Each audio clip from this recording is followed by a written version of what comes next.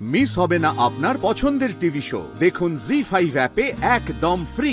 রোহিত, সারপ্রাইজটা কেমন লাগলো?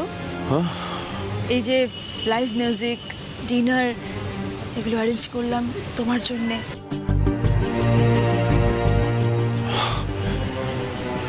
সারপ্রাইজ ভালো, ডেফিনেটলি খুব ভালো। তুমি এগুলো বরাবরই খুব ভালো অ্যারেঞ্জ করো, right? Anyway, I need to go to the washroom. আমি আসছি।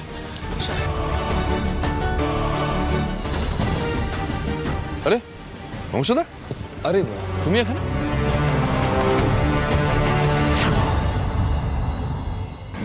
মানে আমি তো এখানকার খাবার কিন্তু খুব টেস্টি অংশদা, একেবারে পেট ভরে খাবে, ওকে?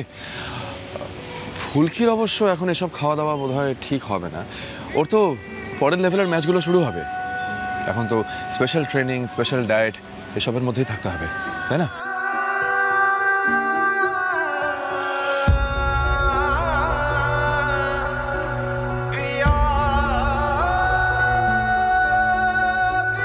কি হচ্ছে এখানে?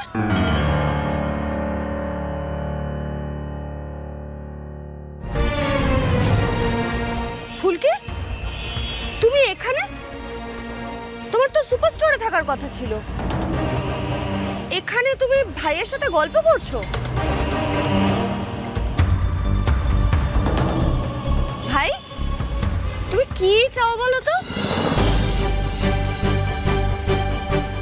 তুমি তো শালিনীকে নিয়ে এসেছো, তাহলে তুমি এখানে কি করছো? ওই দেখো, ওয়েট করছে তোমার জন্য, তুমি যাও। বৌদি, তুমি কি করে জানলে আমরা এখানে আছি? অংশুদা বলে দিয়েছে। আমি তো অংশুদাকে বলেছিলাম শুধু ফুলকিকে এখানে নিয়ে আসতে। বৌদি, এভাবে কথা না বললে ক্ষতি হয়ে যাচ্ছে। কার কার ক্ষতি হচ্ছে? না বাবা, আমি এসব জানি না। তুমি আপাতত এখান থেকে যাও।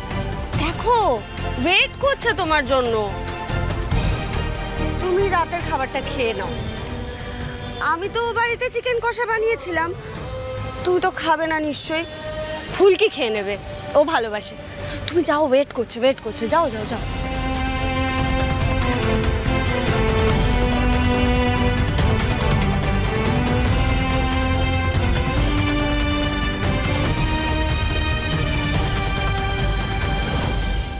রোহিত, তোমার প্রবলেমটা কি একটু বলবে? তুমি তো এতদিন বলতে যে তোমার বিবেক দংশন হয় বলে তুমি ফুলকিকে ছাড়তে পারছো না, বাট ফুলকি তো এবার নিজে তোমাকে ডিভোর্সের নোটিশটা পাঠিয়েছে, তাহলে কিসের প্রবলেম তোমার?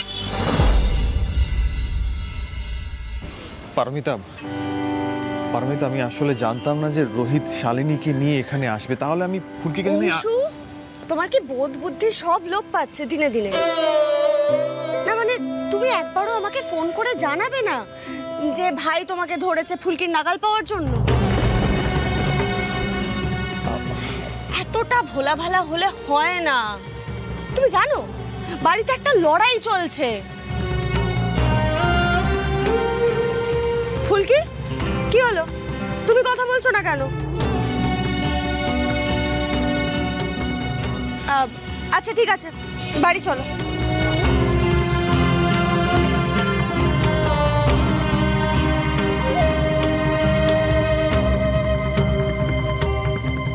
এই ফুলকি,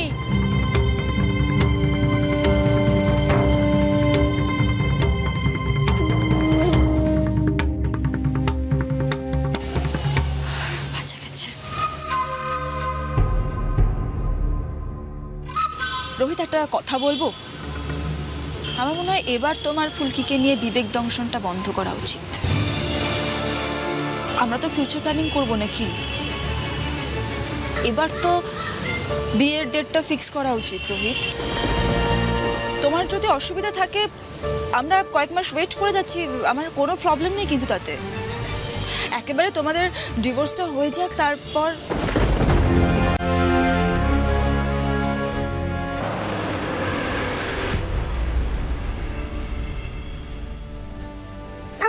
তুমি একবারও আমাকে ফোন করে জানাবে না যে ভাই তোমাকে ধরেছে ফুলকির নাগাল পাওয়ার জন্য?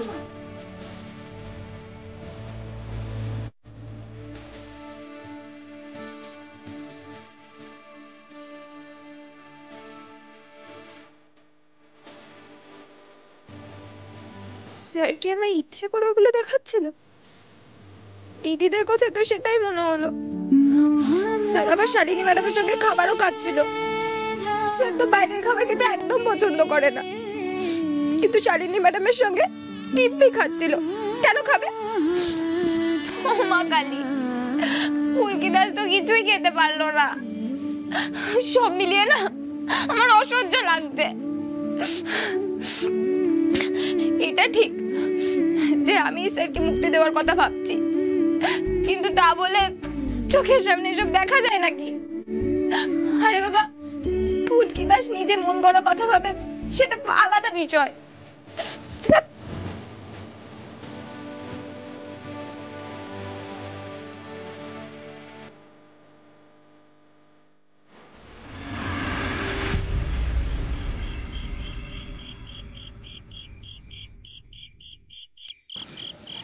ফুলকি আজ খুবই আপসেট হয়ে গেছে।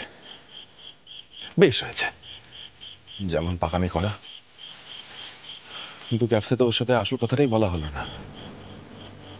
ফুলকি দাসকে এখন সব দিক থেকে মন সরিয়ে পরের লেভেলের ম্যাচগুলোয় মনোসংযোগ করতে হবে, এই কথাটাই তো বলা হলো না।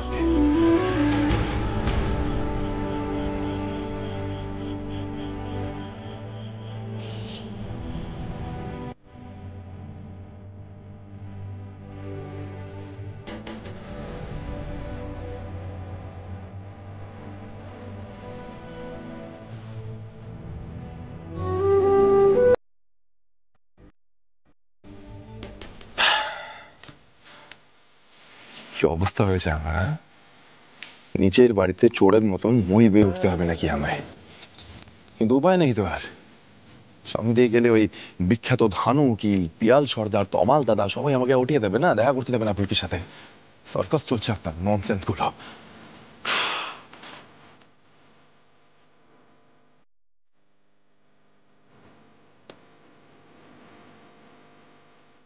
আরে মিষ্টির বাড়ি,